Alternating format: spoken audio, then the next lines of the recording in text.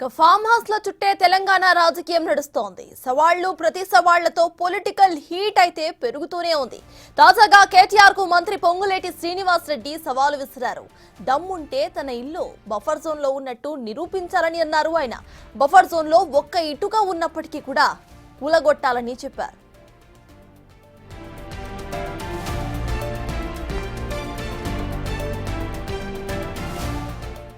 Revenue మంత్రి ఇల్లు Himayat Sagar buffer zone లో ఉంది.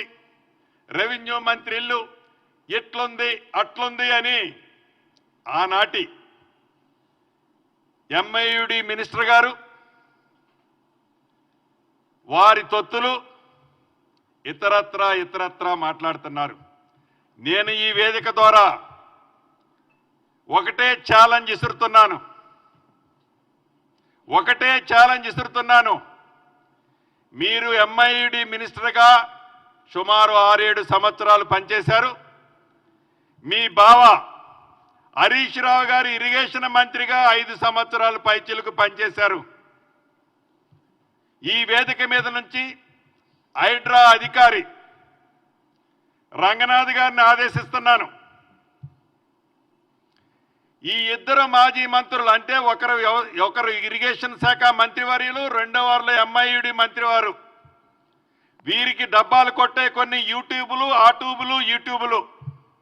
వారికి సంబంధించిన సంస్థలు వ్యవస్థలు మీరు ఎంతమంది వస్తున్నారో అంతమందిని ఎంట పెట్టుకొని రంగనాథ్ గారు నేను ఇక్కడి నుంచి మిమ్మల్ని ఆదేశిస్తున్నాను. రేపు వెళ్తారా ఎల్లుండి వెళ్తారా వాళ్ళనే ఒక కొత్త టేబు కొనుక్కొని రమ్మనండి.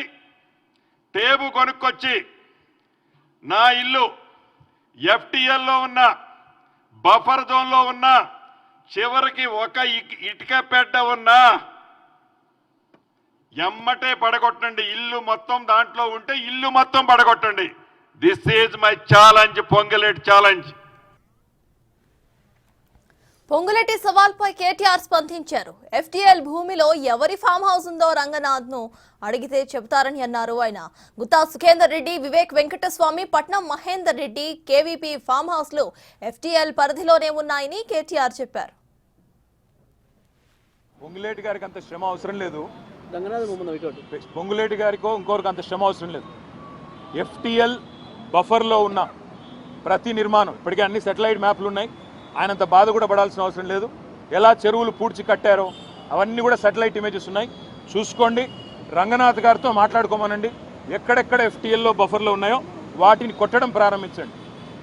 పొంగులేటి శ్రీనివాసరెడ్డి గారు, వివేక్ గారు, అదేవిధంగా కేవీపీ రామచంద్రరావు గారు, మధు యాస్కి గారు, పట్నం మహేందర్ రెడ్డి గారు, ఇంకా కేవలం గుత్తా సుఖేందర్ రెడ్డి గారు, వీళ్ళందరి ముందు నేలమట్టం చేసి ఆ తర్వాత సామాన్య ప్రజల మీద పడాలని చెప్పి ప్రభుత్వానికి